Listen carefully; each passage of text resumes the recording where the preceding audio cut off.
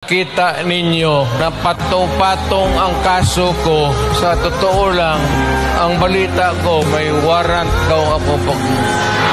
Matagal na akong hinahabol ng mga putang ina. Ano man ang kasalanan ko na ginawa ko man ang lahat sa panahon ko para may konting katahimikan at mapayapa ang buhay ng Pilipino.